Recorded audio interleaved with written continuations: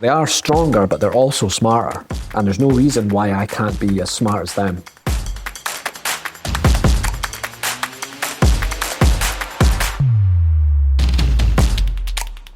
Hey y'all, welcome back to the Struggle Climbing Show. Hope you're having an awesome day, that you're out there crushing it, getting after it, and learning new things. And today's episode is all about learning new things, learning quickly, dealing with the struggle and the pain points that come with the quote-unquote dip when we're trying to learn something new, pushing through that, finding shortcuts, and then just having a heck of a lot of fun along the way. And the person to guide us on this learning journey today is none other than Mike Boyd. Mike Boyd, you're probably familiar with. Mike Boyd has a channel on YouTube with over 3 million subscribers and like 500 million views of his videos, and he has made a career about learning weird skills quickly. Talking about everything from solving a Rubik's Cube blind to doing muscle-ups to throwing an umbrella in the air and letting it unfold and then somehow coming back and catching it like a boomerang, and everything in between. A lot of physical activities, a lot of mental activities, and a lot of climbing activities, because one of the things that Mike learned on his channel was how to climb, and then he got so psyched by climbing, like you and me and everybody else listening to this have gotten.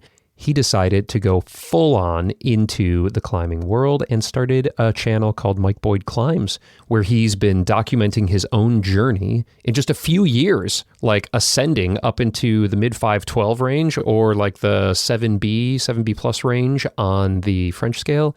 And he's not only just bringing his characteristic learning skills to that, but also his psych, and he's partnered up with everyone from Hazel Finley to the Wide Boys to Dave McLeod and so many others in the climbing space. We talk about all of that in this interview here today, and I learned so much, but also just had such a good time with Mike. He's just a really great storyteller and a very interesting guy, and he brought the stoke because, you know what? Just like you and me, he's a weekend warrior. He's like a regular human. He's not like a genetic freak like a lot of the climbers that I have on my show here. And so what he's learned in his process, not just as a climber, but also as somebody who's learned all sorts of bizarre skills over the years, I think is really relatable and applicable to what we are working on here. You and me and the other climbers who are just trying to get after it day in and day out. And I'll pop in on the backside to tell you a little bit more about what I've been learning and working on for me with my climbing. Fortunately, my back's feeling better and I've been getting after it both indoors and out. So I'll give a little update there. And we also have a banger bonus episode with Mike for Patreon members and Apple subscribers, where he answers listener questions and also talks about what it's like to become a YouTuber, some advice for those who are aspiring to YouTube, how to make money on YouTube, and then also just like a peek behind the curtain on some of the skills that he's learned and some that he had to walk away from. So really fascinating bonus episode. Talk more about that on the backside. But right now, let's just go ahead and accelerate our learning with Mike Boyd.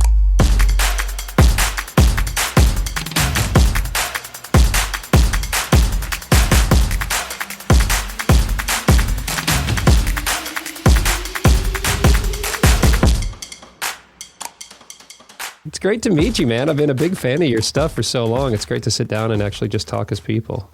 Nice. Have you watched my my main channel stuff or my climbing stuff? Both. And enjoy all of it. You know, saw how you just got like bitten by the climbing bug on the main channel. Yeah, yeah. And then all of a sudden the main channel turned into a climbing channel. And then you're like, I should probably start a climbing channel because the main channel is now like predominantly climbing. Yeah. It's a problem. It's a financial problem. I mean, look, that just asked my wife anytime. She's like, wait, you're climbing again? Didn't you just climb yesterday? I'm like, yes, I climbed yesterday and today and tomorrow and forever. I seen you've got a pretty sweet setup in your garage? In my basement, in my like storage room that we have here. Got, like, a cellar. It would be a cellar to you. Yeah. You got the pivot point of the board is different. It's like at the top. It's at the top. The top. Yeah, because I've got relatively low ceilings and I wanted the board to be adjustable, but if you hinge it at the bottom, like almost all boards are, you end up needing a pretty big like kicker, space, like kickboard, and that would have lost me a bunch of like angle. And so, we found like this really creative way to hinge it at the top, and it's been working out great, man. I just saw your video that you posted with Dave. He's got a heck of a setup too, it looks like. Yeah, he's got, I mean, he had to get it like proper, with proper mats and stuff. And his is all above board, like it's all, because he does coaching there, so it has to be like a public space, essentially. So it has to follow the same codes that a bouldering gym would.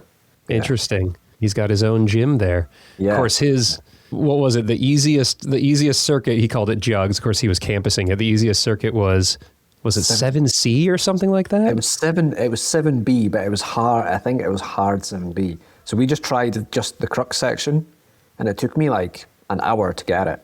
And even then, like, I think he gave me, like, you're not really supposed to use the handholds for your feet, but even like I was heel hooking them and stuff. So like, I think if you were just doing it on like the black footholds, yeah, super sandbagged. Yeah, it doesn't surprise me that Dave McLeod's gym is sandbagged. How far away are you from Dave? So Dave lives in Roy Bridge near Fort William, and I'm in Dundee, so it's about 3 hours. Okay. Yeah, it's far. Yeah, he lives in the mountains. So yeah, he lives in such a nice place, but it's just miles away from like anything apart from hard trad routes. Yeah, exactly.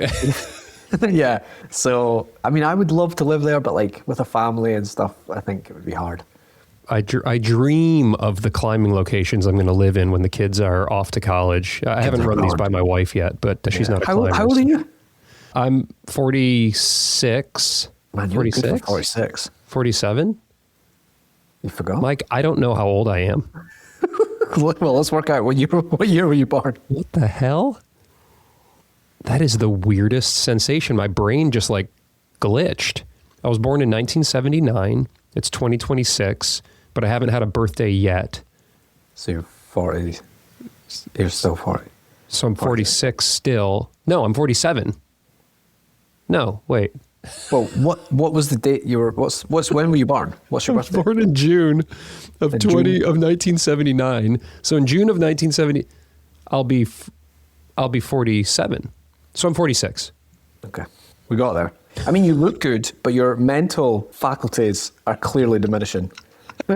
What a terrifying way to start this conversation. I'm like clearly having a mental breakdown. How long have you been climbing?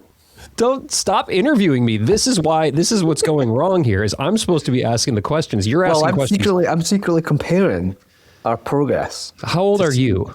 I'm 35. I've been climbing for 3 years. Okay. I cannot wait to talk about this journey that you've had in 3 years because your ascent has been rapid. Obviously, you created like this brand of rapid learning and this kind of thing, which I really want to unpack. But congratulations, because you're climbing fantastic after only 3 years. I started climbing when I was 30, so that would be now 16 years. We've established I'm 46. That would be 16 years of climbing.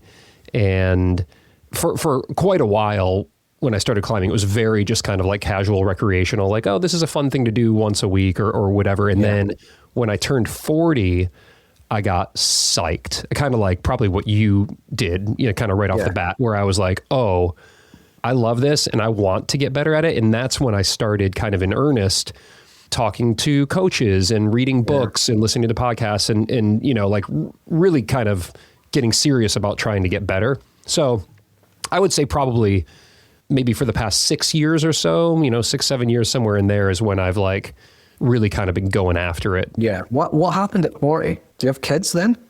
Yeah, got kids. I had one kid then. But I think like what happened is we moved. I was living in Los Angeles and we moved to Kentucky.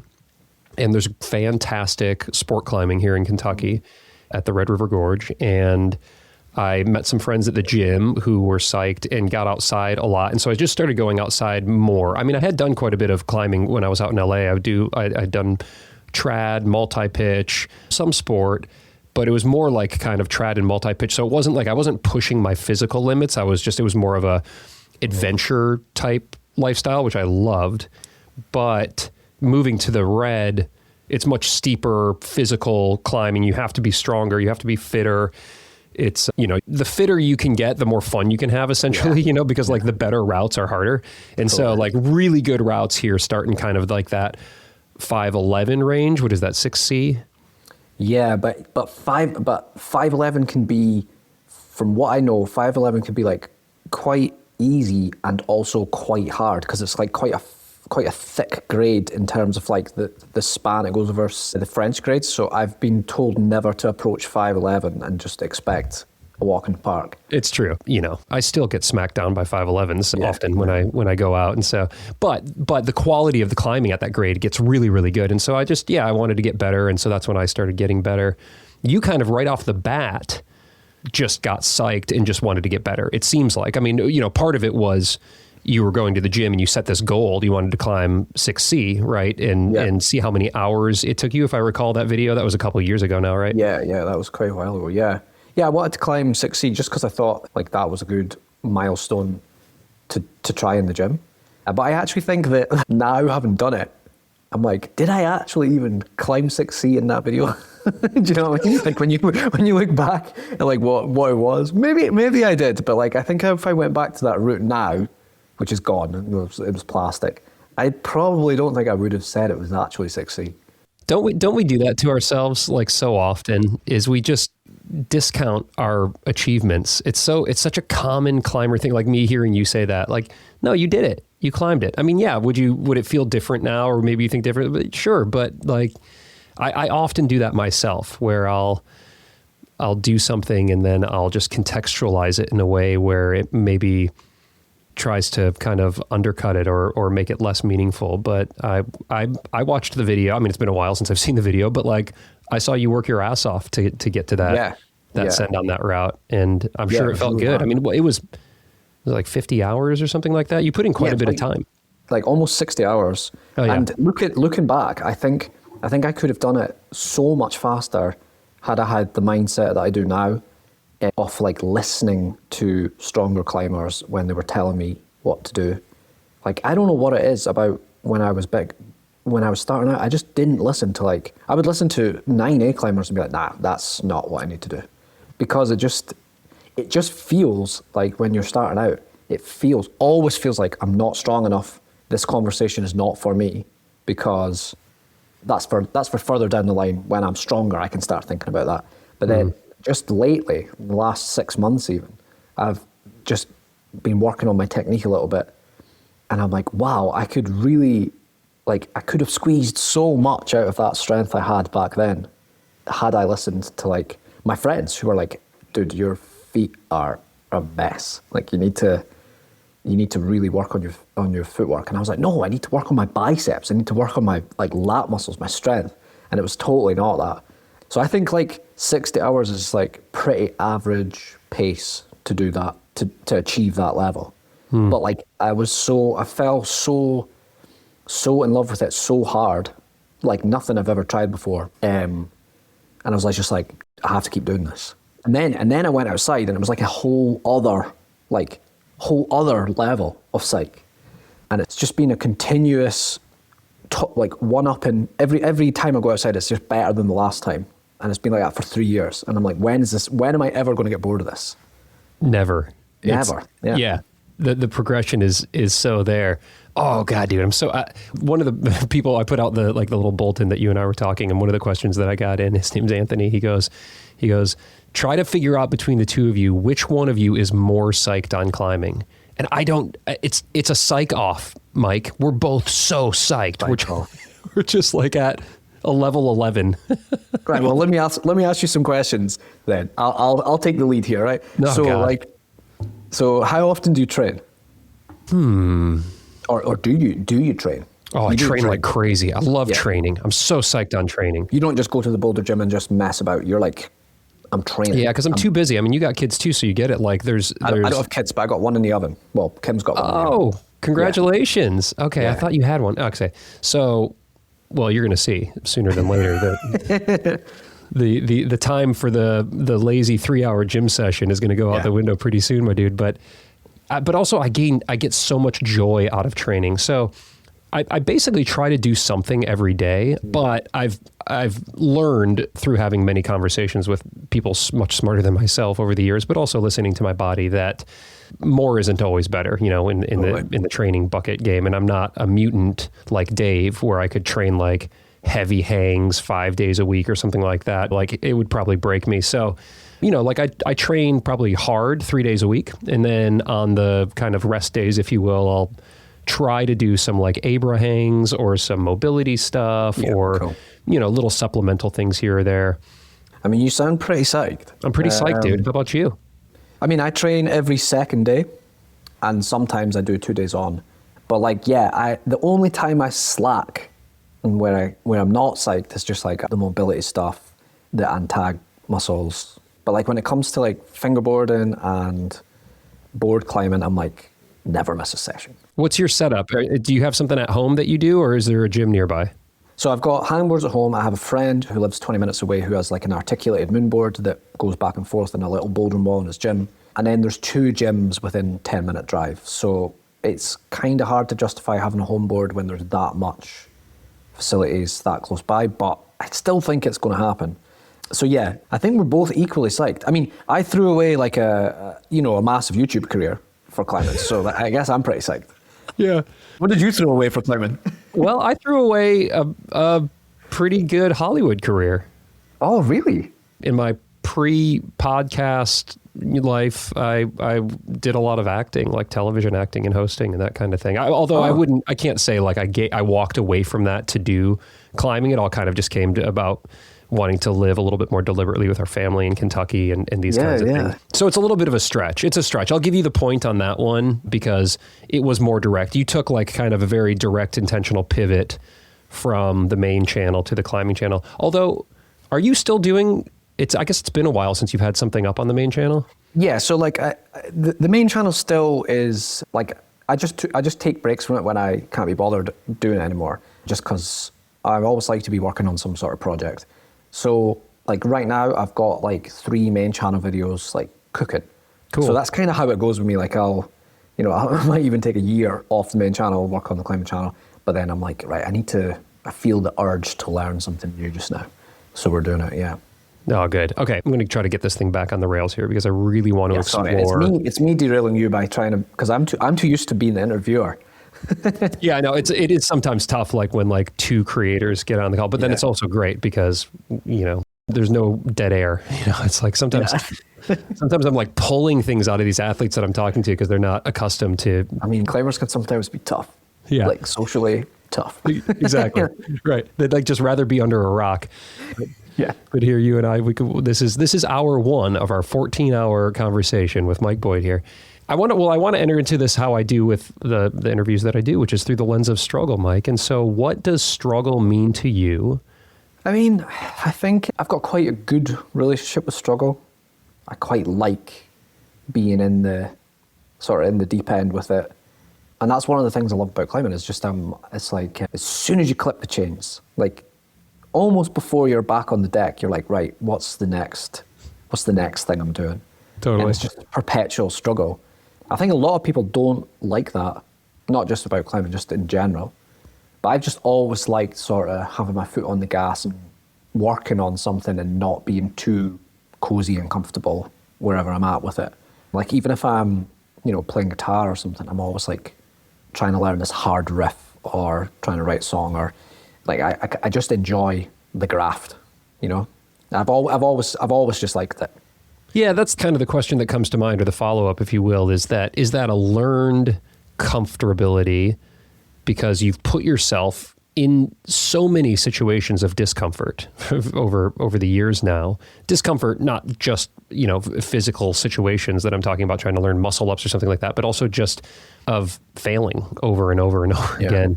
And so has that relationship with struggle evolved, or are you genetically predisposed to embrace that discomfort of struggle, if you will? It's tough to believe that it's genetic.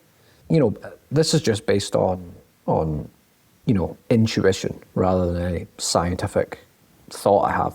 But I think it's like an upbringing thing. Like my mom and dad are just like, they're always hustling to do something. Like my dad is quite like me with like his interests, like super going all in on like this one thing for 10 years and then moving on to the next thing. So like I remember watching him train. He was a cyclist, like just killing himself on the turbo trainer all the time. And if you've ever trained on a turbo trainer, there's nothing fun about it at all. It's not like board climbing where it's kind of fun and you top a boulder and it's just pure misery for 2 hours. Like so, just kind of watching that, right.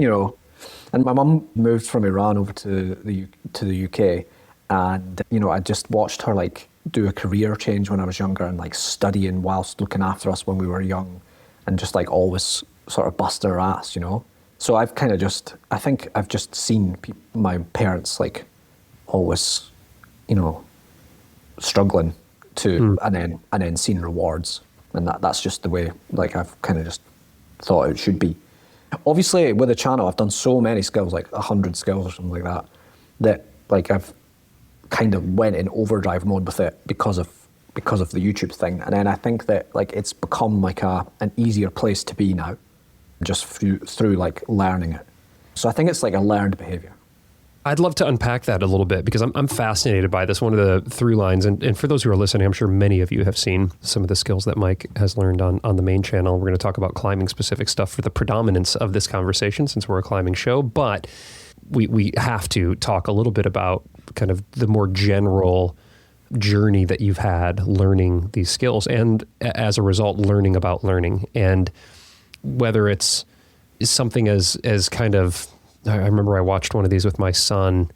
We were fascinated by it. The umbrella, like you like threw an umbrella in the air and it opened and then you caught it, and like just, it took you a couple days to learn, but like at first it just seemed friggin' impossible. And then, lo and behold, you dialed it in to some of these others that were much longer arching. I mentioned like the muscle up one, some of the other like far more time consuming skills to learn. And there's struggle in kind of all of those, right? There's like this process of learning. I think you call it the dip. There's like, maybe some fast learning and there's a dip. You push up against this thing and you kind of have to push through it. And I'd love to learn what you've learned about learning and how maybe we as climbers can apply that to how we're trying to progress in our sports.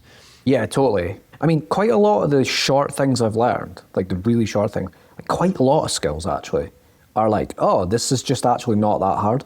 And it's just like a little trick to it. Or like with the umbrella thing, it's all about like the wind or something like that, the direction of the wind. So it's kind of like not really too difficult to do the throwing. It's more like, finding the correct wind direction. So it's like, oh, right, I figured out that I learned about like what you need to do this. And that's what it is. With this like learning to solve the Rubik's Cube blindfolded, there's no trick to that. It's just like a brutal process of developing the technique to memorize this huge string of letters and then execute perfectly without obviously being able to see. So it's like this long, arduous journey where you are making incremental progress. Like, say, I don't remember how many letters you have to remember, but it's a lot. And you get closer and closer to the goal, and then finally you cross the finish line. Whereas the umbrella trick is kind of like I got it, like a eureka light bulb moment, So one's like kind of like a grind, and the other one's like a light bulb. Yeah, and climbing's a grind. Climbing's a grind, but there's light bulb moments in climbing. Yeah. And you've been climbing. It's crazy because you've only been climbing for 3 years, so you basically have a very fresh perspective of the entire journey up to this point. And what jumps out as light bulb moments in climbing versus grind commitments in climbing for you? I mean, like the light bulb moments at the start are so they're so frequent, especially when you're really crap, when you're really just have started, because like basically when you first start bouldering or climbing, like everyone at the gym can be like, you need to do this, you need to do that. So there's these light bulb moments all the time and you're just making quick gains. Obviously they're slower now, with one exception, and that's with like, and every single climber will know this, where like you do something different, like tweak your weighting on a foot, or you use these two fingers as these two, and then you can get the move. And it's like you've not really learned anything about climbing generically, but you've learned about that specific move on that specific route. You get these little light bulb moments all the way through, and then the majority of it is like a grind to getting stronger on the hangboard, stronger on the board, whatever. That's why I love it. That's why I love it, because it's just like this perfect blend of these small little nuggets of like breakthrough, and then this long underlying process of just like slowly improving technique, slowly improving strength. All right, y'all, I just want to take a quick second here to tell you how I'm keeping my fingers strong and healthy as I've been training harder than I've ever trained in my entire life. I'm doing 2 kilter board sessions a week, plus 2 to 3 dedicated heavy finger workouts a week. So that means like block lifts, overcoming isometrics, or one-arm dead hangs. I've been working those into the routine recently, and that's putting a lot of stress on my fingers, my muscles, and also my connective tissue. And the way that I am taking care of my fingers and how I believe I've stayed injury-free during this really intense training block is by taking supercharged collagen by our friends over at PhysiVantage every single day. So before I climb or before I do a finger training workout, I mix some supercharged collagen into my coffee or tea or just into some water. And as you probably know, collagen is the primary structural protein in our tendons and ligaments. And so supercharged collagen from PhysiVantage delivers specific collagen peptides plus vitamin C, which studies show can help stimulate collagen synthesis, and it goes right where you need it, which for us as climbers is to our fingers. And now you can get 15% off your order over at PhysiVantage.com by using code STRUGGLE15. That link is right down there in your show notes. Struggle15 is going to get you 15% off. It supports the podcast. I hope you are getting after it with your training and your climbing. Let's go. This episode is supported by the awesome patrons of The Struggle, the crew over there. Of course, if you are a member of the crew, then you're not listening to this because you get ad-free and early episodes. But if you are listening to this right now, can I give you just like a 30-second pitch on why I think you will get a lot of value in your life and your climbing by joining the Struggle Patreon? Okay, let's start the clock right now. Well, there's over 140 hours of bonus content, pro clinics, videos, coach chats, my training blogs, all of that is over there and immediately available if you join as a Patreon member. And then beyond all of that incredible bonus content that I think will help you to level up your training and your climbing, but also there's a community, a real community, over 1,000 climbers and counting who are psyched, who are in the group chat, the cohorts. We've got a lot of things happening in the Struggle community that just brings us all together. You know, most of us are just like amateur weekend warriors trying to get after it. And there's a ton of resources in the library that are helping us to accomplish that, but also just a ton of support and motivation. I'm really active in there, so it's just a great way to connect with climbers like you. Okay, thank you for hearing my pitch. You can get a free 7-day trial by going over to patreon.com/The Struggle Climbing Show. Check out those bonus episodes and those pro clinics completely for free for a week. No obligation. You can quit anytime, but I think you'll stick around because it really is a great community. All right, that's my time. I love you. Let's get back to the show. Kind of getting back to learning over 100 skills, as you've noted on the main channel, and they just cross the gamut from mental to physical to technique and these kinds of things. And so lots of different kind of learnings that you've done. Can we generalize? A lot of the questions that I got in from climbers here was, you know, what has Mike learned about learning? And like in a general sense, so just for humans, just for being a human and not being wanting to be somebody who stagnates after they get out of, you know, primary education or secondary education or wherever we kind of stop our educational journey. So, you know, what have you learned about learning that we can just apply to being a human? And then let's further kind of distill that down to how we can apply it to our climbing. Yeah, the thing that I think I just intuitively did at the start, which was just immediately made me like quite good at this, like picking up skills, was just like taking regular breaks and understanding the concept of like junk mileage. And I got this from guitar. Like when you're learning guitar and you're learning a really tricky part of a solo or something like that, you'll be learning it, you'll be repeating it, and then suddenly you'll start making a couple of mistakes if you're like repeating like 4 bars or something like that. And it's like, as soon as that happens, guitar is because it's so unpleasant to make a mistake in guitar because it's like sounds shit. I just put down the guitar out of frustration and went and had a cup of tea. And that was like my process. And I just applied that for everything. So like, and I see a lot of people, you know, who have sent me videos and stuff, they're like grinding through like this fatigue that they're feeling and trying to, you know, they've got this motivation to learn, but they're just doing junk mileage because they're just tired.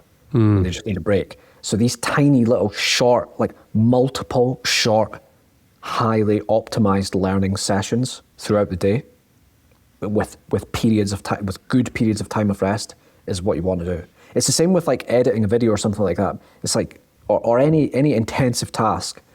it's just way better to do lots of short periods with lots of breaks.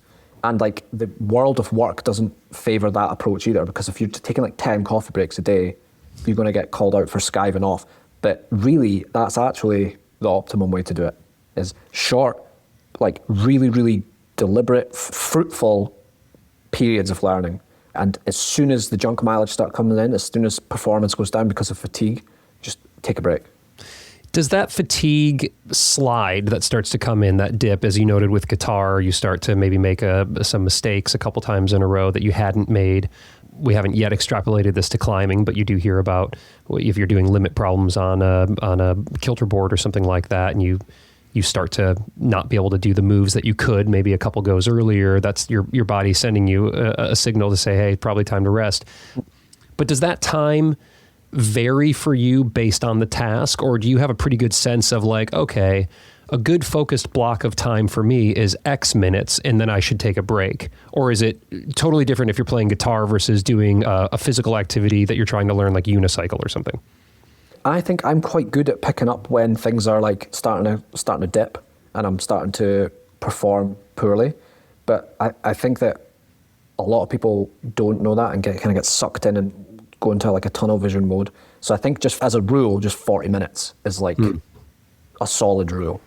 I mean, obviously I go more, I go less, but 40 minutes. If you're not sure, because set a timer on your phone and start learning something. Start learning how to solve a Rubik's Cube and set a timer on your phone, and it's like over like that, because it's such an intense process. So yeah, like I think give or take, plus or minus 10 minutes, 40 minutes is the way to do it. Great. And then obviously trying to be in tune with the quality of the output of the experience. And if it's really becoming frustrated or dipping, then maybe you just ended it a bit sooner. In terms of frequency then, so okay, I do my 40 minutes, and as you said, you were fumbling the guitar, you went and had some tea, then you kind of clear your head, you walk away, whatever, then you come back to it.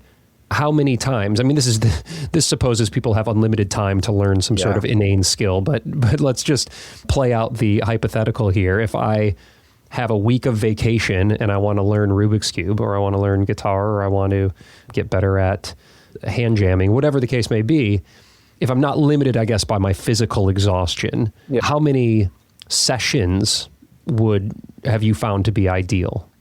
When I'm in it, I'm just doing it all day. With breaks. You'll do it, you'll take a break, but then you'll just come right back to it. No, I won't come right back to it because I've got a bunch of other admin boring crap to do. So I'll try to do as many sessions as I possibly can. Yeah, and like, you know yourself, especially if you keep a journal. This was the other thing I wanted to mention, was like, obviously I keep a journal just in the form of like a 4K video, so I can see clearly when, like, what I'm doing. But if you don't want to film yourself, like, just keep a literal, like, note of what you've done performance-wise. Or like, it's difficult to explain because without a skill in mind, but just the Rubik's Cube is the easiest one. If you're like solved the top layer 10 times in a row, and then you start making mistakes after 10 times, and then you can solve it 15 times in a row, then like that's a clear progression. Right. So like, yeah, just as many sessions as you can before that junk mileage starts creeping in. And that's the purpose of the diary, is just to ensure that you are aware when things are going pear-shaped. Like you have some sort of metric. So yeah, it's as frequently as you can. And then in terms of guidance, being self-coached versus being coached by somebody. So somebody who knows Rubik's Cube, somebody who knows guitar, somebody who knows climbing. What are the pros and cons of trying to discover various kind of learning breakthroughs on your own versus having somebody really guide you through it, or maybe even hand it to you in certain extents and help you to skip some of the mistakes? Yeah, I think obviously I've done a lot of stuff by myself. Right. And I've kind of always struggled with coaching a little bit. I think, especially, I've actually found this through climbing, but like, to be coached, you really need to give yourself to the coach. You need to allow the coach to take the reins, for you to jump through the hoops and just believe that what you're doing is going to work.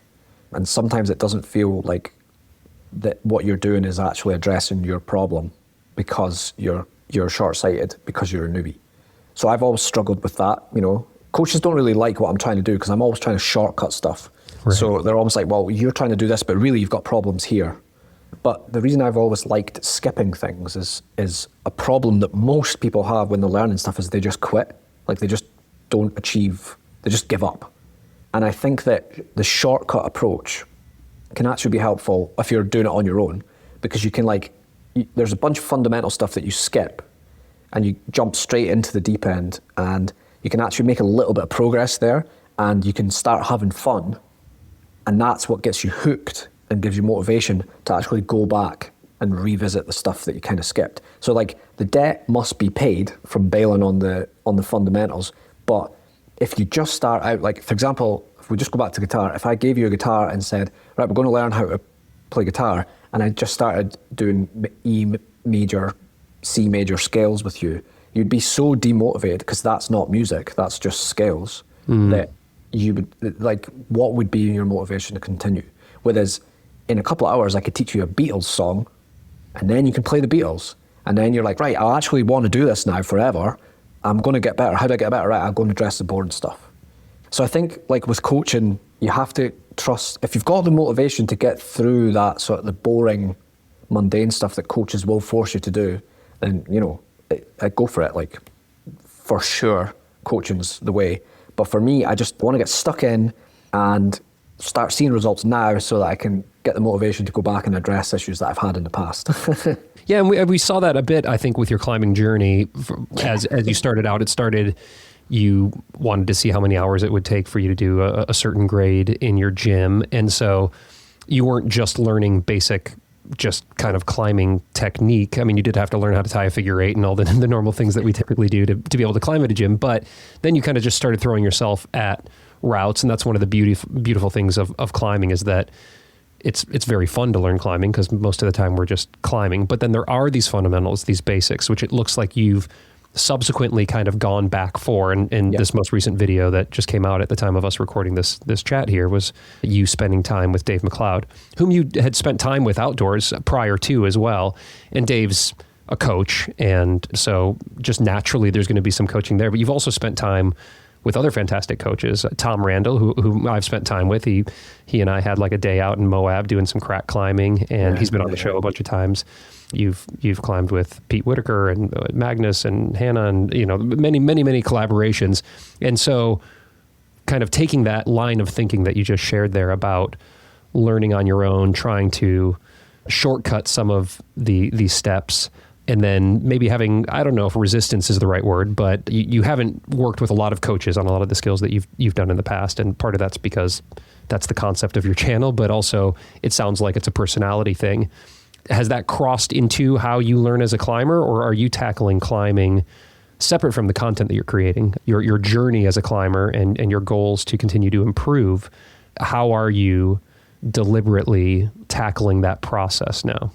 I think for me, the most important thing has always been keeping up the Psyche, because I think with the Psyche you can do pretty much anything you want if you've got the Psyche to do it. So I've been wary of getting into coaching too much, because just when I was fresh into this, everything was so new.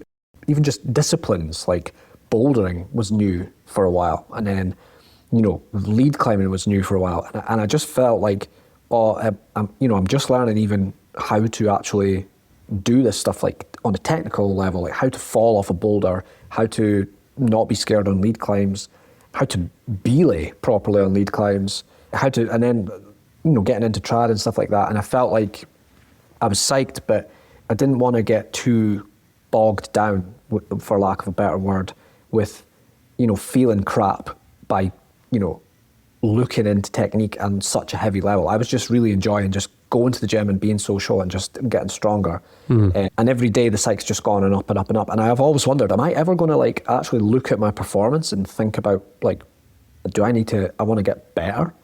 And then all of a sudden, just within a month, I went from just being a guy at the gym to no, I'm fixing my diet and I'm going to start training. It happened really quickly. I asked actually Tom Randall about this, because he was talking, obviously he talks about training a lot. And I was like, I'm worried, I don't really want to train. I just kind of want to mess about and just climb. I'm psyched. I'm really, really psyched, but I'm not really bothered about like training. And he was like, don't worry about that. One day you'll just be wanting to train. And he was totally right. Like just one day I just wanted to clean up the diet and just start working on technique and strength.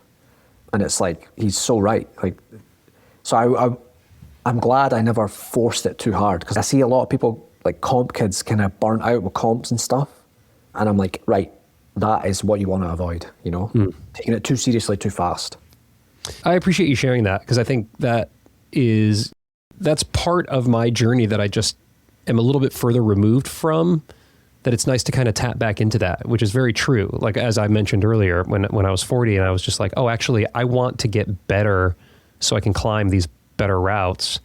And then I got so psyched on training. Now I'm just kind of like perennially psyched on everything, which is just like a bit of a running joke with like the podcast now, but it's just true. Like, I'm just freaking psyched. But I do recall that time at which I wasn't, and then a switch was kind of flipped, which is so cool, because it's much easier to go into the pain cave and do some like gnarly training if like you really want it, rather than like, oh, I feel like I have to. It's obligatory. And so I'd love to geek out for a little bit actually about all this stuff. If you're willing here, we can, my typical chapters are training, nutrition, tactics, and mental game. And so you mentioned that you train typically every other day, it sounds like. And I assume that also includes climbing. So climbing and training is, hand in hand. But can you break down that week for us here? Like, what does a typical week in the life of Mike Boyd the climber look like? So it's mostly bouldering. So lately I've tried to cut out the 5-hour marathon mess about sessions. Although I do like them, I actually did one the other day. I don't think that they've had any real positive impact on my climbing in the last year or so. Just going to a gym and just trying like all the V5s.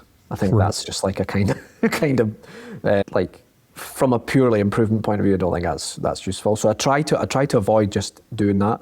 So I try to have more focused sessions, and I'm still at the sort of early days of this. So although I say it's bouldering, it's circuits. So like a miserable 100 move, round and round and round.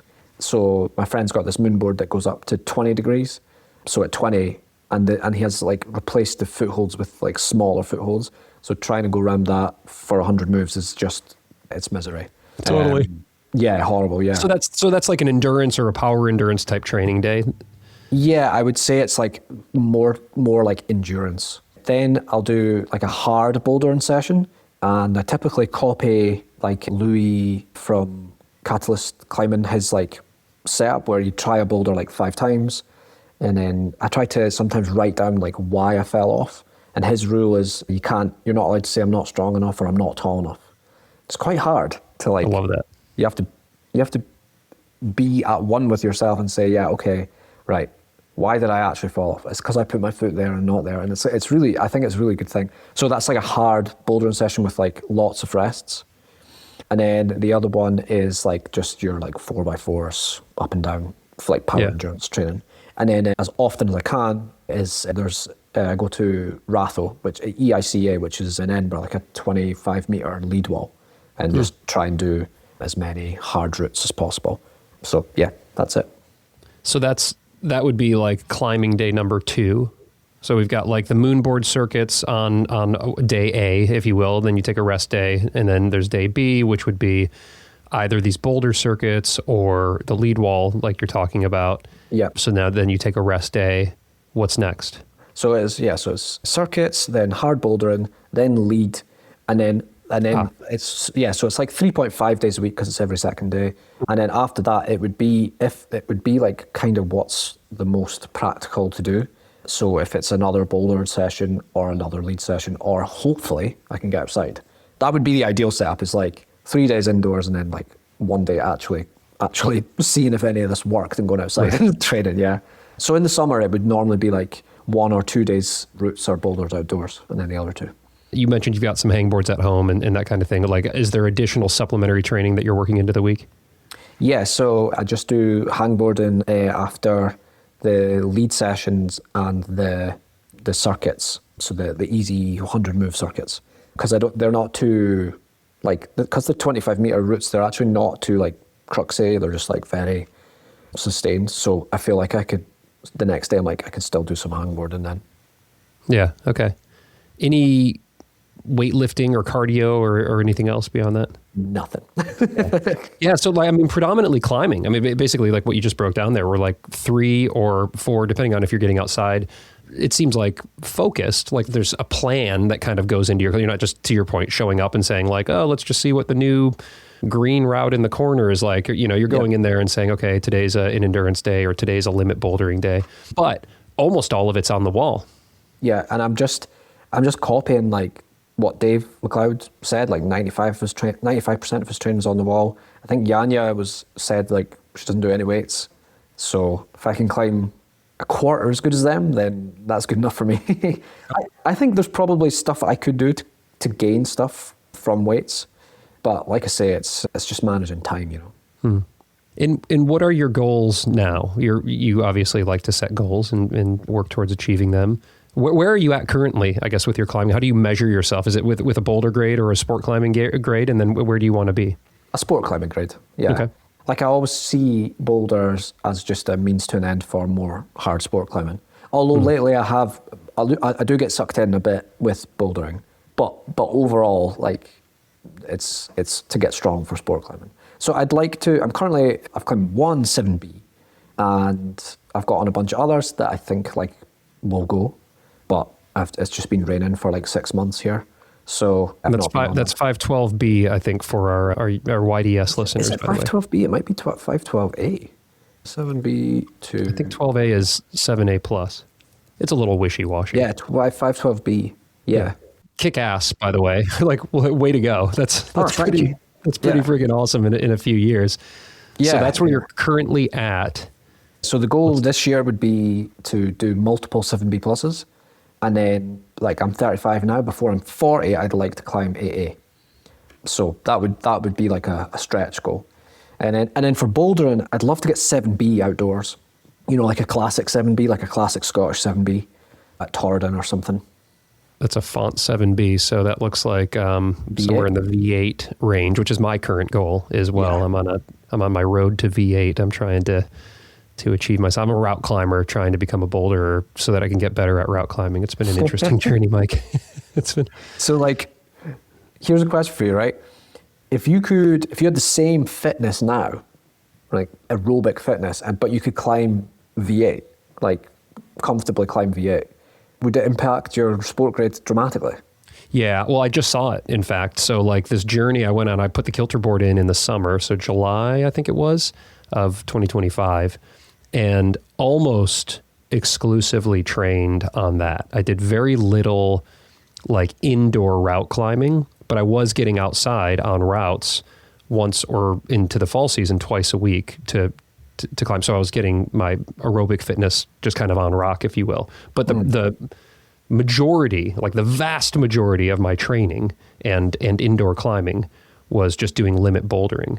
Nice. And I had one of the best sport climbing seasons ever. I did a 12A, 12B, 12C, and 12D in a season. So that's 7A plus to 7C. Wait, you went from your first 7A plus to 7C in one season? No, I did my first 7A plus when I was 40. That was my goal. Yours is 8A, so a much loftier goal than I had at the time. But no, it was the first time I've done one of each of the grades in a season. So like in a few month time, I did 4 routes that covered those grades. The hardest thing that I've climbed is a 513A or 7C plus, and that was like a big year and a half project that I went on about a year ago. And it's my proudest send, for sure. And I'm super, super proud and excited about it.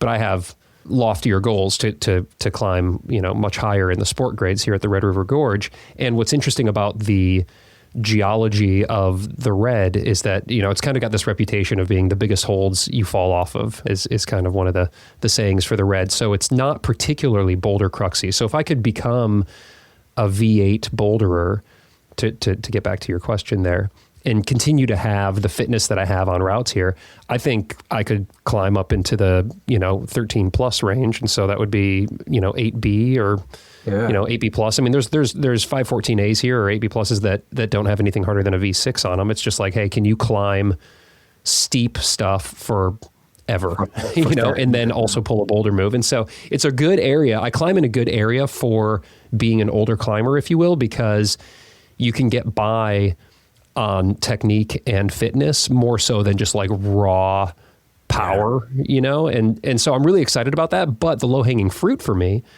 was bringing up that boulder strength. So long-winded answer to your question was, I thought in order to get a lot better at climbing at the Red, I would just need to become like this endurance addict, just go down like this kind of Tom Randall, Pete Whitaker, like just paddle in the cellar forever type training. And I did this wild experiment where all I did was boulder hard. And I ended up climbing some of the hardest sport routes I've ever climbed, and just every move felt easier, so it was just, I didn't have to recover as much on route because I wasn't expending as much. My critical force went way up. So it was a very interesting experiment for me. I'm not quite sure what the sport routes are like out in your neck of the woods. So this may not apply to what you're doing, but I was pretty surprised that focusing on bouldering made my sport climbing improve so much. So did you top up the endurance at all, or did you just boulder hard?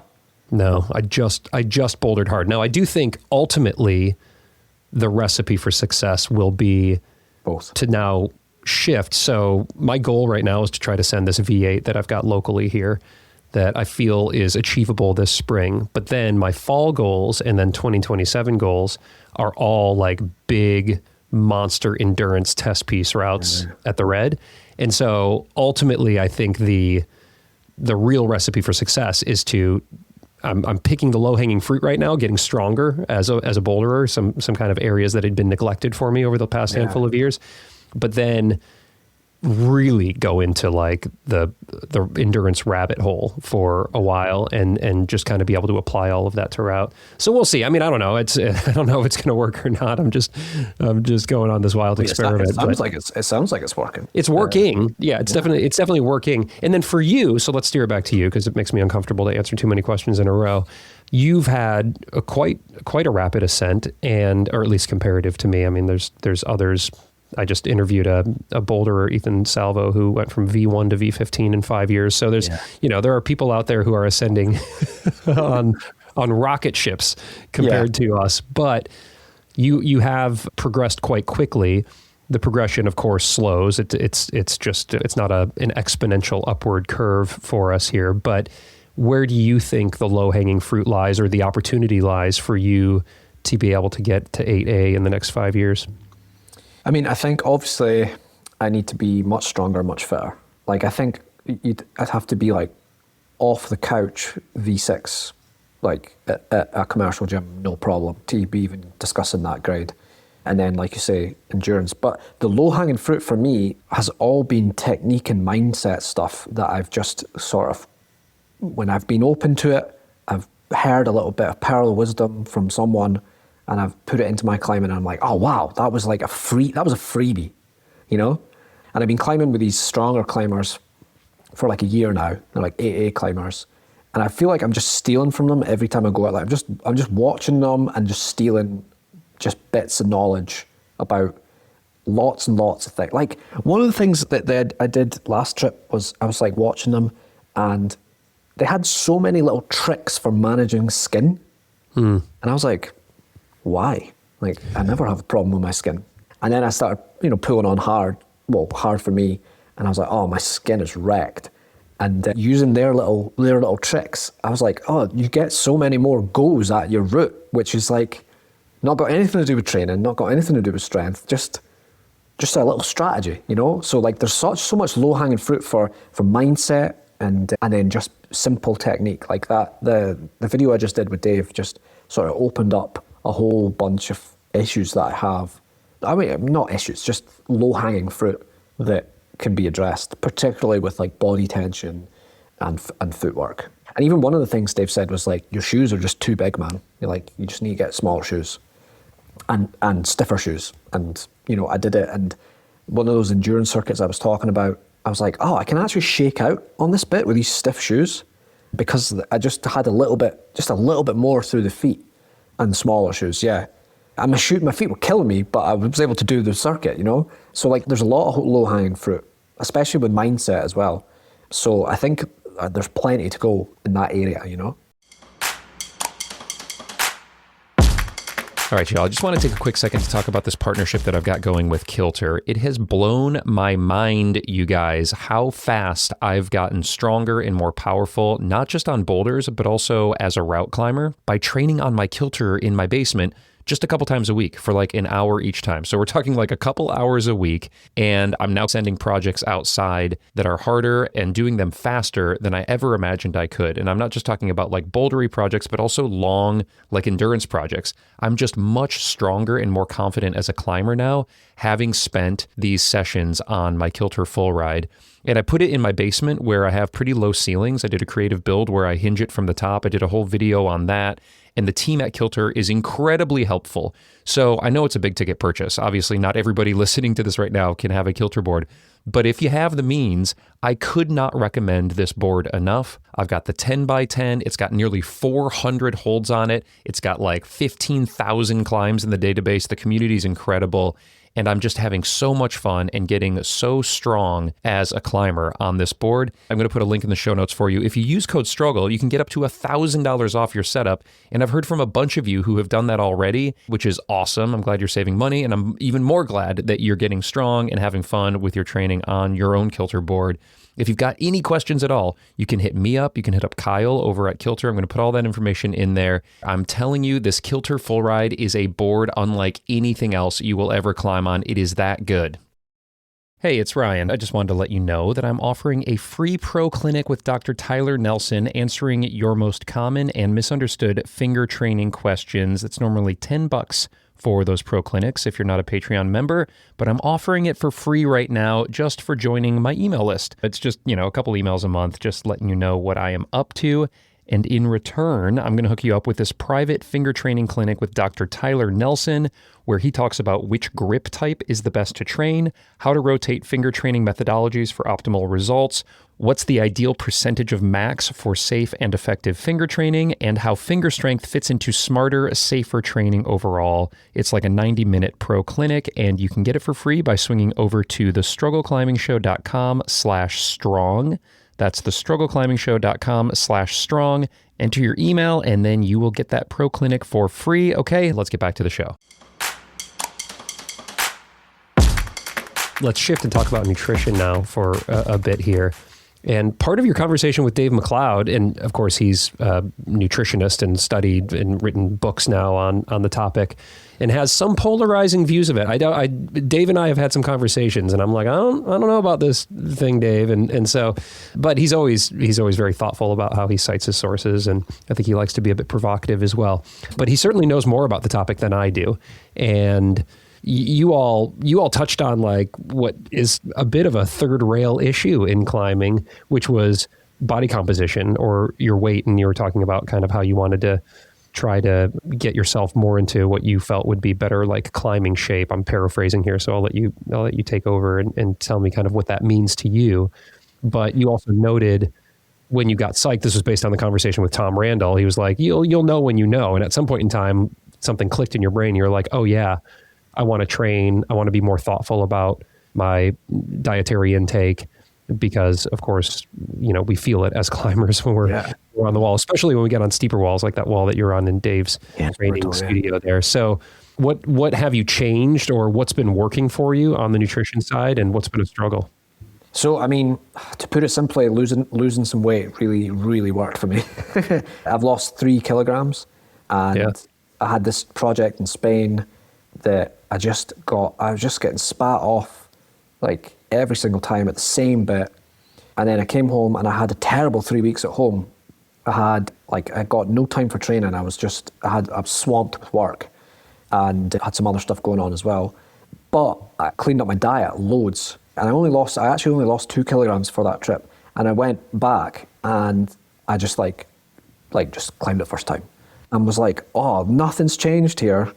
I just feel like obviously, maybe it was less fatigued, maybe just the nutrition was better, but I feel like that, like I feel lighter and I just feel better. But for me, I'm quite overweight right now. Like I remember climbing, there was that 7B I did. I was like, I think I might be the fattest guy ever to climb that 7B.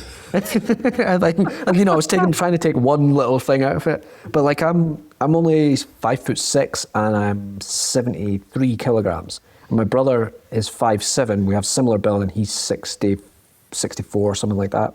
And he's lean. And he actually has like an ideal physique for climbing, I would say. Even though he sucks at climbing, he's done it like twice and he's so bad. But I think that I could lose 5 kilograms of just excess, needless body fat. And, after I put out that video with Dave where we discussed body fat, I got a couple of texts from people saying, well, that's a bit on the nose, that, the body fat stuff. But I think if you actually listen clearly to what Dave said, it's very, very clear. Like, any excess body fat is not beneficial for climbing. And I think he means that in the most general way. So like not excess body fat for like a true athlete. I'm talking like, are you fat? If you're fat, then it's not gonna help you climbing. And I think that in isolation is totally correct. I'll second that, because a lot of the conversations that I have are with absolute cutting edge elite athletes. Yeah. And these are people who are already pretty much optimized in their body composition. And so talking about issues of weight or body composition can be a little bit more fraught, because there's been a long history of disordered eating and issues with red S and this kind of thing in the sport, where elite athletes are trying to find more of an edge and taking themselves into the danger zone. But the overwhelming preponderance of my listeners, and myself included, are weekend warriors who are not optimized by any stretch of the imagination. And we're carrying around some extra belly because we, eat burgers and drink beers or whatever. We're moms and we've had kids, and like, to each their own. That's fine. Like, you can climb and have 30% body fat, or you can climb and have 12% body fat. It's just like, what are your goals essentially? But I think the point that Dave was making, and it came through clear to me as well in that conversation that you had, which was just like, yeah, you've got opportunity to lose weight in a healthy way, not an unhealthy way, that will probably make you feel better just in life, but also then you'll feel it on the wall. Like, you'll feel the benefits of it on the wall. And so you mentioned you came back and you kind of quote unquote cleaned up the diet there to lose a couple kilos. What did you do? What was the opportunity? So the first thing I did was I actually cut this out of the video, because Dave did suggest, I try his diet, which is like extremely high protein, ultra low carbs, to the point where you would almost consider it like a carnivore diet. Right. And the main concept of his diet, I don't think it really is about like eating lots of meat. It's about not restricting your like desires by counting calories. It's about just eating till you're satisfied. And I think that the idea behind it is that, for whatever reason, not sure why, that lots and lots of fats and lots of protein, you just tend to eat less, like, if that's all you eat. You feel like satiated on less calories than if you were like crushing a bunch of donuts or something. Yeah, and it lasts longer. Like, if you have 4 eggs for breakfast, you're not really hungry for a long time, just because of the amount of fat that's in there. So I tried that, and I think it works, but there was other like side effects that I just didn't like. Like, I didn't feel I got a little bit depressed, I had some stomach cramps, and I think that, like, if I sort of got through that, then I might have been able to switch to this diet, but it was just too intense for me. So I bailed back to just your standard counting calories, with a little slight shift to like a higher fat, higher protein diet than I would normally have. Like, I have like 20 grams of oats in the morning, and then I probably won't have any more carbs until dinner time. So my lunch is just protein. And then dinner time is like 100 grams of rice or something like that. So it's still really low carbs, but I give myself like today I had a cream egg, like whatever. So I allow a little bit of like one sugary treat a day. Yeah, and then just cutting out beers, and I just very, very slowly come down in weight. So I think I'm down three from the heaviest I was, 3 kilograms.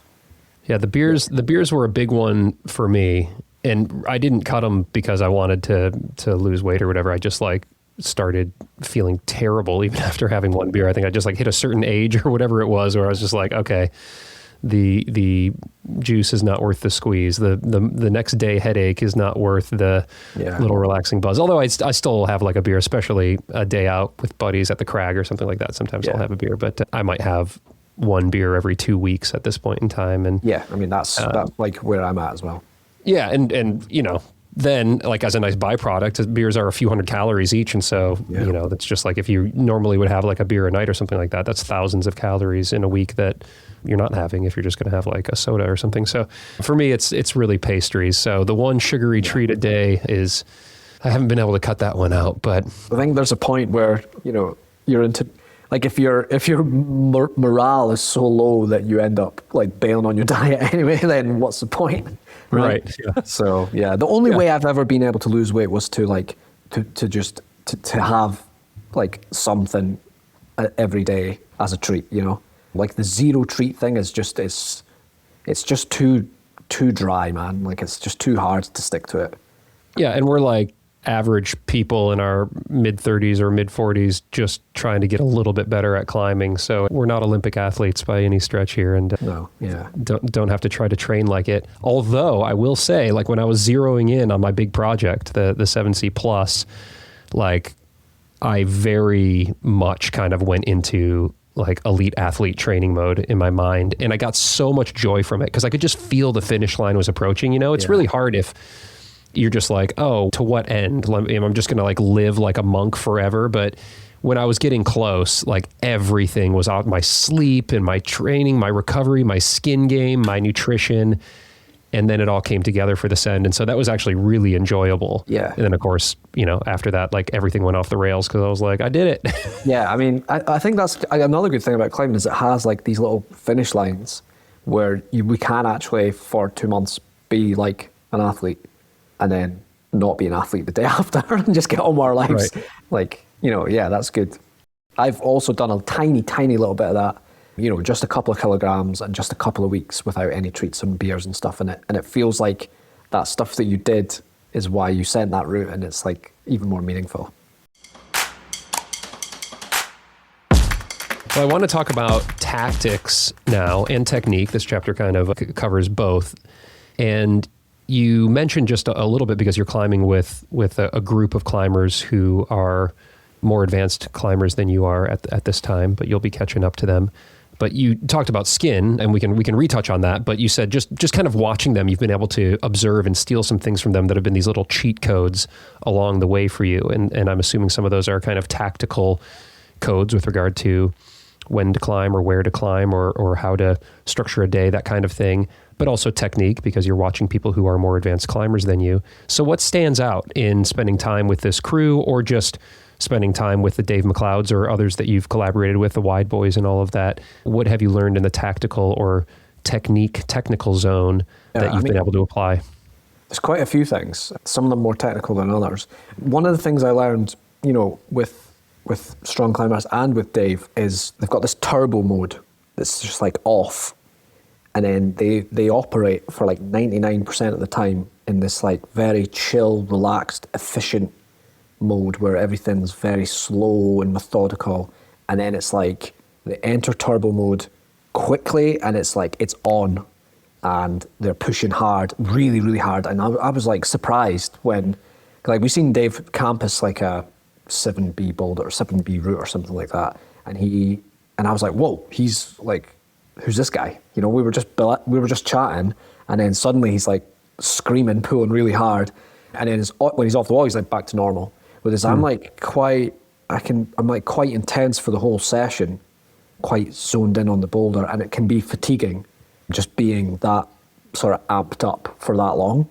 So stronger climbers are really, I've always been surprised by how quickly they're able to go in and out of these two modes to like conserve psych and energy and really turn it up. Even on the wall, like even there'll be, say there's a crux section, they'll be like super chill chatting to the crux section, and then it's like, it's on. They're through the crux and then they're back into like chill mode. So that's one thing that, you know, I've learned, I've tried to put into my climbing as well from watching them.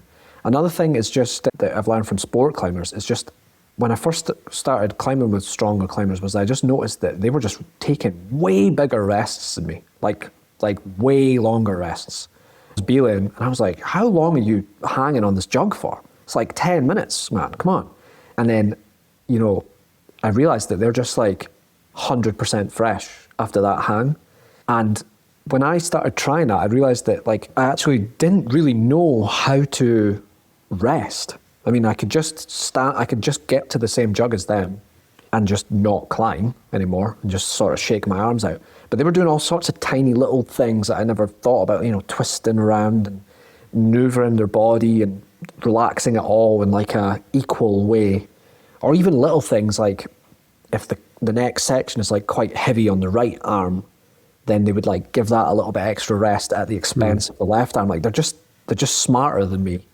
So they are stronger, but they're also smarter. And there's no reason why I can't be as smart as them, despite not being as strong, you know? So I've just learned lots of tactics like that I just never would have thought of. I always thought you just climb to the top and you're fit enough or you're not fit enough, but there's more to it than I thought. Yeah, the point that you made, the first one that you made there, where they just like flip into turbo mode, I've noticed that with a lot of the athletes that I've either talked with on the show or just had the pleasure of climbing with. And I've heard other coaches talk about that, like essentially climbing with gears, and you've got your low gear and your middle gear and your high gear, and just being able to shift between them.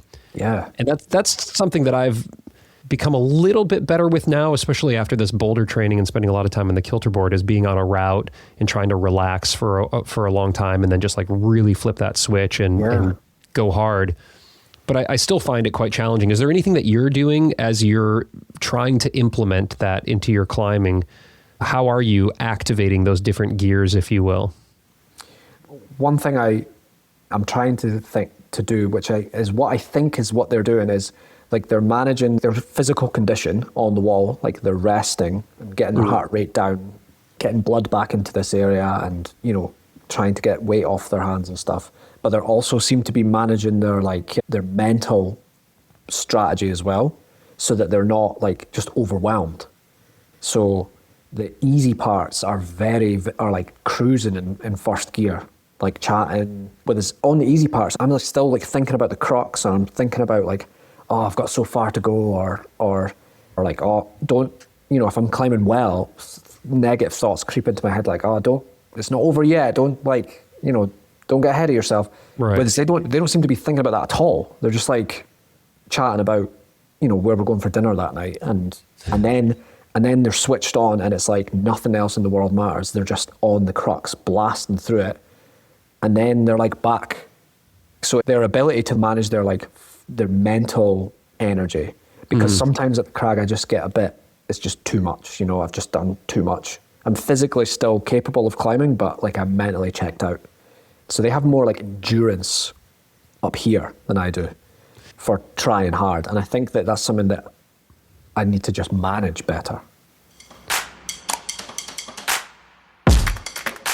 That is an interesting way of looking at like essentially mental endurance, which is a great segue into the mindset chapter here, because especially with sport climbs, you can be en route for quite a while if there's long rests, so there's multiple breaks that you can take. And so the fatigue isn't just a physical fatigue, it's a mental fatigue. Yeah.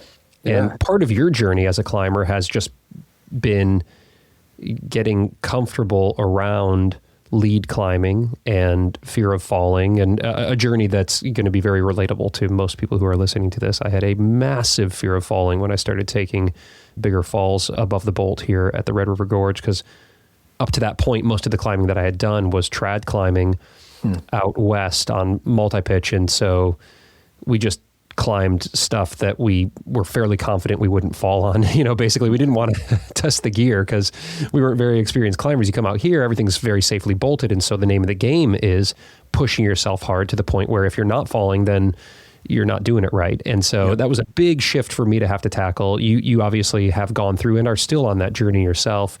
So looking at your climbing through the lens of the mindset lens here, what's been a struggle, what continues to be a struggle, and where do you think those breakthroughs may come for you as you're on your road to 8A here?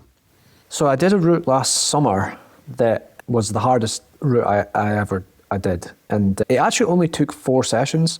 Like I was like, oh, that was 10 sessions. And then I actually added up and I was like, no, it's only 4. But I was so exhausted after that route. like so incredibly tired of projecting the same, the same route and falling off the same bits like over and over again, and like driving through, hiking in, setting up the rope. Like it was such a.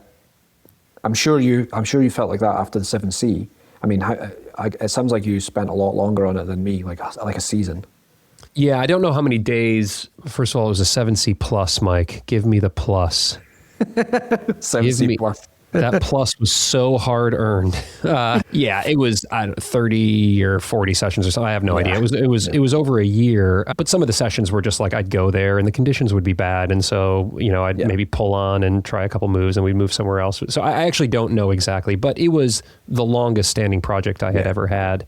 And you were training as well, so like so much training and replicas and all of that. But I will say that it was more of a delightful process than I've had on far easier routes that I've maybe only spent like 3 days on, that just like I didn't really like the route, but I was like, well, I started it, I guess I should finish it. This one, it just taught me so much. Every time I went out there, I learned something new and enjoyed it, and it was a good crew. So it wasn't a slog, but there were moments where I was like, yeah, it'd be nice if I could wrap this one up here pretty soon. I'd like to get this monkey off my back. Yeah. I mean, I enjoyed the process for this, but I was just surprised. It was my first time having like a crash after clipping the chains, of being like, oh, it's over. I didn't realize how much I'd like put into that, like mentally. And that's a learning process for me. Like, you got to watch that post-send blues is a real thing. Mm-hmm. And I think it can be, if you're just hard projecting all the time, I think it can be quite overwhelming and kind of off-putting as well. Like, I've spoke to a couple of people who, have had to take like 2 years off sport climbing because they're just like, I just was projecting for a year on like one project to the next without a break, and I'm just kind of done like chasing the carrot for a bit. And I really felt, when they said that to me, I was like, what do you mean? Like, you clip the change, you're on to the next one, right? But when it gets like harder for you, not in terms of grade, just the more you put into it, I can understand the emotional toll it actually takes on you, and how you have to also manage that. And there's just like more and more layers to this game.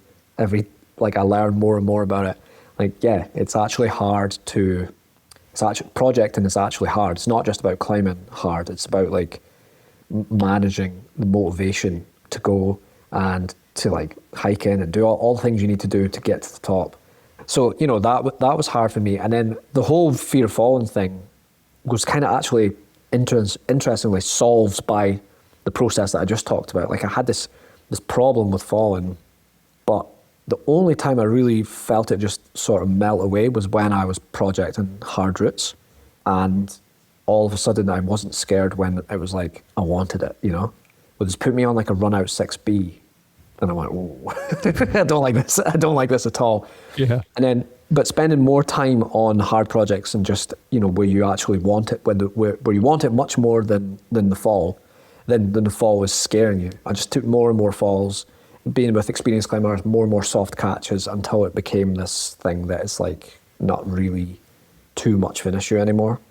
But like, I went through a whole journey with falling that I think it was like this sort of roller coaster until I finally zoned in on a technique or a method that works for me. And then I've kind of just stuck to it, and it's worked really well since then. Yeah, would you mind sharing, this could be a whole episode unto itself to talk about the fear of falling and managing the mental side of climbing, but what stands out, one or two things that for you seem to make the difference? First of all, just like cutting yourself a little bit slack is like an important thing to do. So like, not every route has to be climbed. So some routes are just run out, and you just don't need to do it, man. It's not that big a deal. Like there's probably one at the same crag, at the same grade, that's not so run out. So I tried to avoid like the mega run out ones, where you're taking absolute whippers. And Spain and Calimnos and stuff, the boat's pretty good in general. And like in the guidebook, if there's crags that are notoriously run out, like me and the group I climb with just can't really be bothered with that. So like, we just don't go there. Like, we tend to just go to crags that are better bolted. I found that like getting past 6B and into the 6B plus 6C, 7A, particularly once you get 7A, like the bolting is just way better. Like, I climbed a 4 or something like that. I think it was a 4+ in Spain last year. And it was like 8 meters between bolts or something like that. Like absolutely insane. Yeah, I mean, to the first bolt was a free solo. And like, I think a lot of the low grade climbs are like that. So people who are like thinking, oh, I climb 6C in the gym, so I should be able to do 5+ at the crag. And then they get onto this horrendously run out 5+, where it's actually quite hard as well. Like, you know, like it can be a bit sandbagged. So once I stopped doing that and just getting on routes where I'm much more likely to fall, like probably going to fall, the bolts are more often than not better than actually the easier ones. I think some people just get this perpetual, like stuck in the 4s and 5s, doing these horrible run out routes because they think they're not ready to go, because they're still scared on the 4s. So why would I go to a 6B? So like that was a huge step for me, was just getting on the harder stuff with a better bolting. Then obviously trying really hard to actually send red pointing basically. The falls, like a natural fall is just so much nicer than fall practice. There's lots of people who would recommend like dedicated fall practice every week, but I found that it just put me backwards. Actually falling, having a foot pop or missing the hold or just gassing out is just so much less scary than like climbing above a cliff and being like, right, I'm gonna go, you got me, I'm gonna go, I'm gonna think. I hate that feeling, Terrifying. you know? I also found that if you're so pumped, eventually you just don't give a fuck if you fall anymore, because the pain in your forearms is so intense that you're like, I'll do anything to not feel like this anymore, and you'll just let go. So like these tiny little tactics, they were so incredibly effective at just like getting that fear minimized. So, you know, jumping up to the harder grade, falling naturally, and projecting, and having a B-layer gives you a soft catch, because the hard catches, they suck. So yeah, it seems to be less of a problem now than it was. I feel like it's not holding me back anymore. You noted early Louis Parkinson saying something about, you know, if you can't send a thing, don't say you're not strong enough or you're not tall enough. And I think that can carry over into route climbing. We often maybe can't do a route, or we come off and we say, well, I need to be stronger, I need to be fitter. But if like the invisible weight vest for me for many years was fear of falling, fear of being above a bolt. And if you can kind of cruise it on a top rope, but then you get on the sharp end and everything just feels harder, then, you know, it didn't get harder. You didn't get less fit. It's just this fear that can be holding us back, which is a totally normal feeling. But what's very cool about climbing is that then that's something you can work on.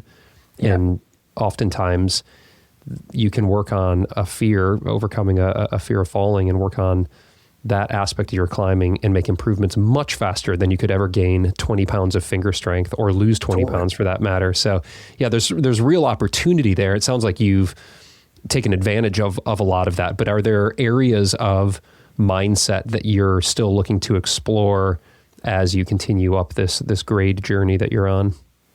Yeah, I mean, I still have a bunch of stuff going on in my head that is not true and is not helpful to climbing at all.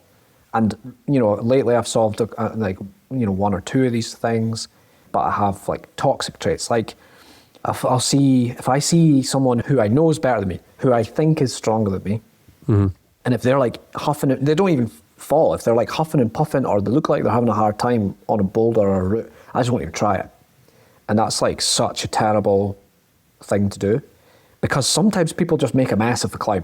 Like it's okay, and you might not, but you know, if you go out in a group, you kind of have this pecking order in your head of where you are, and if they do it, the people who you think are, you know, you're stronger than, then you're like, I should be able to do it, and then you could get shut down. And then if the people above you, you know, if they fall, you'll be like, well, what's the point in me even getting on? Mm-hmm. And the amount of times that I've proven to myself that is a total fallacy is incredible, and I still do it. And the only way to prove it to myself is if I go first, and then there's been 1 or 2 occasions where I've flashed a route, and then a stronger climber than me has fallen off it, and I was like, oh, what was going on there?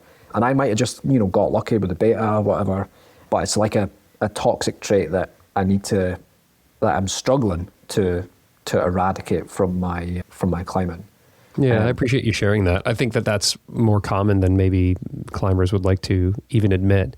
And even just there, how you contextualized it by saying, well, maybe I got lucky and I flashed it. Well, maybe you had just relieved yourself of the burden of expectation because you didn't see anybody else go first. And it may not have been luck at all. It may have just been that you were fit and strong and technically good and you read it right and you nailed it. Yeah. But yeah, I understand that whether I'm at the gym or I'm at the crag, we contextualize an effort based on kind of the information points that we've had going into it. And so if I see a friend do it and they did it with ease, well, I think, okay, I should be able to try to make this easy. And if it's not feeling easy, well, then I get in my head and I'm like, well, what's going on? Why am I not doing well on this? And yeah, like our humanness can get in the way so much on the way, but also that just gives us opportunity to work on it. Yeah, cool. And the whole joy of climbing is the fact that we're not comparing each other.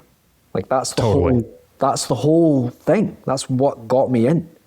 But I still find a way to compare myself to others, because comparison is the thief of joy. And in the least comparable sport ever, I still find a way to creep it into my climbing, which is But one of the things that I've had success with lately is I've just removed from my climbing like the words "I'm too short to do that." Like I've refused to say that anymore. And one of the things I've been walking about in the gym with, because I climb with a lot of women who are about the same height as me, shorter.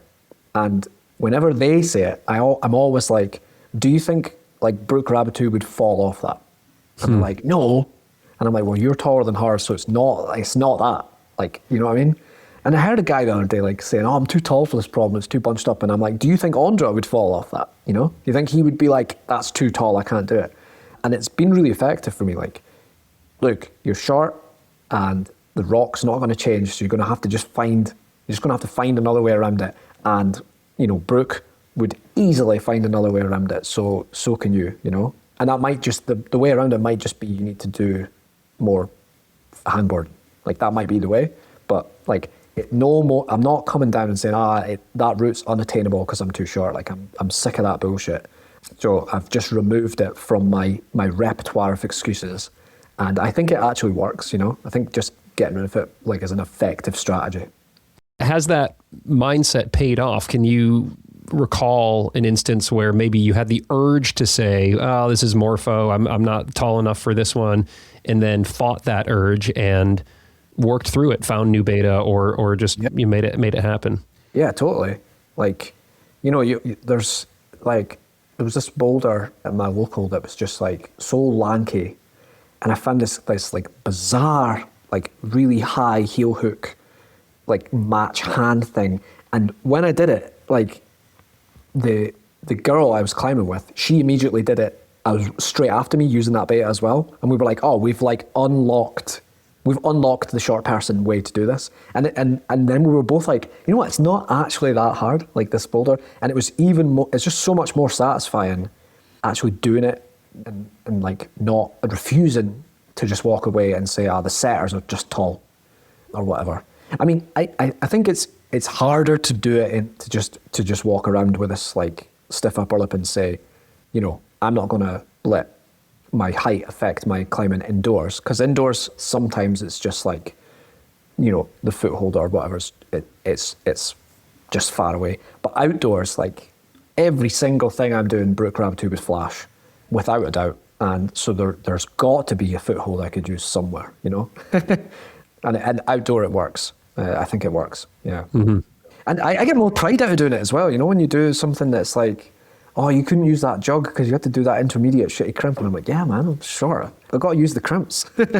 I really love that perspective. And to your point, especially outdoors, sometimes indoors, it's harder to find solutions, although to your point, they exist. It could be a hand-foot heel match, like you were just noting on that one. But outdoors, there's no colorful holds. There's no tape. Yeah. It's just, you just kind of figure out what you use. And I'm more of a standard size climber, but I love climbing I climb with a crew of all sorts of different heights. We got a guy who's like super tall with a crazy long reach, ape index, and climbers that are, much shorter, and they're all stronger than me. They're all more talented climbers and experienced than me. And so they all find ways to make it work. And it's very motivating to me to not hide behind like, oh, it's not the right beta for me, not the right move for me. What's your go-to excuse? I would say my go-to excuse is most climbers' go-to excuse, which is I'm not strong enough. You know, you come off a route and you say, I'm just not strong enough for that move. And I've had countless conversations with coaches, especially, who say that you know, that's the last thing you should say, because A, you cannot fix it in the moment, and B, just think of how many times you've tried a crux move or a boulder or a sequence on a sport route and it hasn't happened. You said, I'm not strong enough. And then you pull on and you do it. Well, you didn't get stronger in that 10 minutes. You just got better. You figured out a way to do it. I was climbing with Hazel Finlay in Mallorca, and she had actually had a baby probably 6 months before. The baby was there.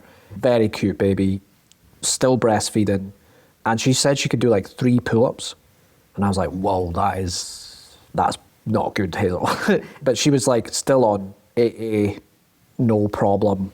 Like breastfeeding 1 minute, sending like 30 meter 8A deep water solos the next. And I was just like, she just moves like a cat on the wall. It's just like so fluid, and her transfer of weight to her feet is just so like precise.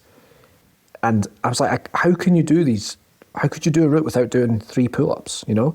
But she just has like impeccable technique that is always always available.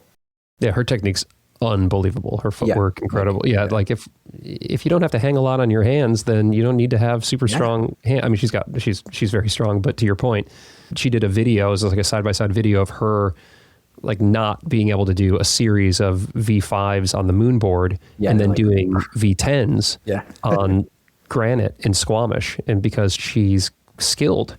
And the moon board is more of a test of just pure power and strength. In it obviously you can be quite skilled on a moon board as well, but not to diminish that style of climbing, but you know, V10 on granite and not being able to do V5 on a moon board just tells you how important technique is, especially for an outdoor climber. Yeah. Totally eye-opening to see. And even when I was with Dave, you know, he was like, yeah, you don't need to get like any physically stronger. There's much lower hanging fruit for you. Yeah. And out of all the tips he gave me, only one of them was like related to actual getting stronger. We've talked about your climbing goals, but we haven't talked much about your creative goals. And you noted that you've got a few things in the works for the main channel. You've always got stuff going on the climbing channel. The Psych is very high there. What are your plans and goals for Mike Boyd as well as Mike Boyd Climbing? I mean, I would like to perpetuate as long as possible, because I'm enjoying what I'm doing. And I still love learning random things that have no utility in life. And I love climbing. So, you know, I would love to just continue what I'm doing, document my climbing progress, and document my like learning journey as well, because the learning videos are like quite a challenge to make, like both the learning part, but also just the production as well. So yeah, my goals for growth are just to continue doing what I'm doing, but just like even further down the line. I mean, I've got a baby boy on the way as well. So I want to be able to do this with child. Yeah, well, everybody's experience with parenthood is the same and different. So I don't purport to have any sort of sage wisdom here, but I will say that it's very likely your creative view of the world is going to expand tenfold when you have this. I thought you were going to say the opposite thing there. No. When a kid comes into the picture, man, you just see everything in new ways, and especially as they start to grow up, and you get to see, you know, the world through toddler eyes. And then, you know, my daughter's now, today's her birthday. She's turning 8 today, and my son's 11. Oh wow! And yeah, I'm so excited for you, because it's just going to spark all sorts of new things that you have no idea where it'll take you. So I think the creative juices will be flowing. The energy bucket's going to be a little bit more taxed, but you'll just become that much more efficient with your time. Right. But that's what I've found. And in terms of climbing, of course, you've shared your climbing goals here. Where you're going to be working your way towards 8A in the next 5 years. What excites you in terms of the climbing content or the climbing creation? What else can be learned and shared, or what other collaborations are you excited about? What will we be seeing on the climbing channel? I mean, there's a couple of problems around where I live that I'm super psyched to get, because a whole new thing I've never done is development. And Scotland is just one big boulder field. Like, just an ice age glacier has just covered the whole place in these perfectly sized boulders that are everywhere, and most of them are unclimbed. And I've discovered a couple that just look like world class. And I've just been constantly learning about climbing for this whole 3 and a bit year period, and now I'm not even scratched the surface of development. Like, that's a whole thing. So cool. Yeah, so I'd love to. I did a little bit last year, and we called the boulder Like a Virgin, and that's obviously a Madonna song. And then the other one we called Shiny and New, which is like a line from that song.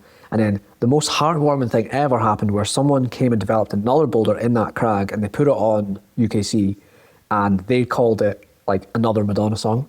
And I was like, that's just so cool. Like, we've like created this little spot where you can, it's actually deep water soloing, but they're boulders, where like they're kind of following the trajectory we set with the naming convention and stuff, and it's now this just a place to climb. Like, that's great. One of the most satisfying things I've ever done with climbing was me and my friend James developing this cool little boulder. Like, so psyched to do more of that. I love that. And I talk to a lot of people on this show who are developers who have developed entire crags or entire areas. And that is something that I haven't had an opportunity to do, although they just opened up a bunch of new territory out here in Kentucky where I'm at. So one of my goals here this spring is to, if nothing else, put up a route. I've helped with cleaning up routes and rebolting, and I've learned a little bit about developing, but I've not yet put my name or a name on a route that then others get to enjoy, and that sounds very fulfilling. That's cool that you did that. Well, if I ever make it out into your neck of the woods, maybe I'll be able to pull on to Like a Virgin or take a bath. It sounds like if I no, it's only 6A, so I'm sure you'll flash it. But the other boulders that I've looked at up near Pitlochry, they look hard. I think I could like brush them and develop them, but I don't actually think I can do them. That's exciting. Yeah, mega hard. So what I'd love to do is like actually brush them, develop them, and get some wads in to come in and like give them a grade. That would be awesome. That would be a real fulfilling thing to do. Well, we'll stay tuned. Keep us apprised of everything on the climbing channel, and we'll keep an eye on the main channel as well for any new and bizarre skills. The next ones I've got are super bizarre. All right, that wraps things up with our friend Mike Boyd. Mike, thanks for hanging out, dude. I appreciate it. I almost lost my mind at the top of this interview when I didn't know what age I was. To reiterate to the listener, I'm 46. Glad we got that sorted out, Mike. Thanks for hanging with me. Thank you for continuing with this interview after it started out in like an absolute like brain crash out for me. Have you ever done that, my dear listener? Have you ever forgotten how old you are? I wonder what age we forget what age we are. You know, like it just kind of stops being interesting after age 21, I feel like. That's kind of when it's like the last real age you start looking forward to. I don't know. Anyway, let me know. Do you know how old you are? Let me know if you know how old you are. Anyway, Mike, that was such a pleasure. Congratulations on everything you got going on the main channel and the climbing channel. I will put some links in the show notes for you guys. All those things that I referenced, check down there. Give Mike a follow. And hey, while you're at it, give me a follow. Not only do I have the Struggle Climbing Show YouTube channel, but I just started a new YouTube channel called Ryan Devlin Climbing. Kind of inspired by Mike, in a sense. Maybe not directly, but now that I see the parallels, I guess it makes sense. Actually, Emil Abrahamson was talking to me the other day, and he was like, hey, you should do like a personal channel where you just share your own personal climbing and training journey. And so that's what I'm doing. Check out Ryan Devlin Climbing. Check out Mike Boyd Climbs and all the other friends of the show. Oh, and check out the bonus episode for this conversation with Mike, especially if you're interested in YouTube and how to create a channel and find your niche and grow. Mike has some really great advice for the aspiring YouTuber, as well as how to make money on YouTube. But then we don't just talk about that. I mean, we had a bunch of different listener questions that came in, some of it around his channel and YouTube, but also we talk more about climbing. So Mike shares the most physically incredible thing that he's ever done. He talks about sketchy days out with Tom Randall. We had a nice little chat around that because we both had sketchy days out with Tom Randall. And he also talks about climbing exercises that he's done but that haven't paid off. Basically the things that he's tried and brought into his training and his climbing but that like didn't really pan out for him. I thought that was quite interesting. And also footwork skills and drills because he just came off of this session with Dave McLeod. All that plus other listener questions are over on Patreon and Apple subscription. So if you're listening to this on your iPhone, you can double click right there, get a free trial, and access that bonus episode instantly, free of charge. And if not, I encourage you to swing over to Patreon, where you can get a 7-day free trial.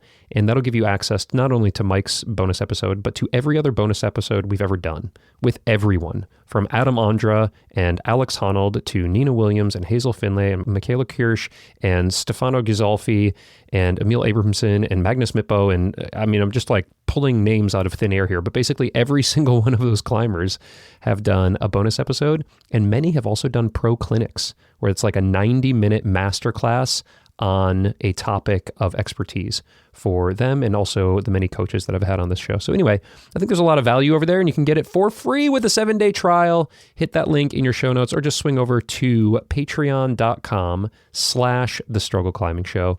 And by the way, I really appreciate the support because that's how I make this show. Like that's how I pay the bills. I've got a job and I pay like my main bills with my job. But also making this podcast takes like a lot of work and actually quite a bit of expense. So thanks for helping me out by joining up on Patreon if you are keen. And we are like 2,000 strong over there. It's a great community. So I really appreciate that if you can do that. What else? What else do I want to shout out here? Oh, I just told you I'd give you a little update on my climbing. Well, fortunately, the back's feeling better. I gave it a couple weeks. I did some real focused rehab work. I got a lot of great advice from you all. So if you're listening to this and you gave me some lower back or just overall body kind of PT type advice, I really appreciate it. I took a lot of that to heart and put it to practice, and my back is feeling good. I raged on my Kilter full ride the other day and ticked off another couple of V7s in a session, and I'm ready to start working on V8s, which is good for me and my road to V8 right now. So I feel good. The fingers feel good, and I got out for the first time on a rope outside for the first time this year, and that was awesome. I had so much fun. Didn't have a whole lot of stamina, if you will, but it was just great to be out and moving on rock. And the boulder project was very wet, so I couldn't climb on that. So I went and climbed on a rope, and it was a delight. And as I record this, I'm planning to get out again. And so I'll have a plog at the end of the month here. Actually, the plog will have come out before you hear this, right? So this episode is going to come out in early March. So I'll have just had a plog. If you're listening to this right now and you want to know how my February went, swing over and listen to the plog, and I'll give you full details on how I'm training my fingers and doing a brand new strength training routine right now and everything else. And I'm also putting together some YouTube videos for the new channel about how I'm training up all of this stuff. So check that out, but I'm feeling good. I'm feeling psyched. The weather is starting to cooperate a little bit better here in Kentucky, and so I'm going to get outside more, and I hope you're getting outside or inside, just getting after it, whatever works for you. I know you're busy. You got a lot going on, and so I'm really grateful that you've chosen to spend this time with me and with Mike. And I want to shout out the people that helped to make this show. So that's Glenn Walker, who helps to edit it. We've got Philippa and Haley, who help me on the marketing side of things, and the sponsors who support the struggle and help me keep the show going. And then, of course, you for listening, for sharing, for being part of this community. I am so incredibly grateful for you. I'm psyched. You guys know I'm psyched. Mike and I had a psych off, and I think we both tied at psych level 10 million. And I hope you're psyched too. Thank you again for hanging out. I'll see you soon.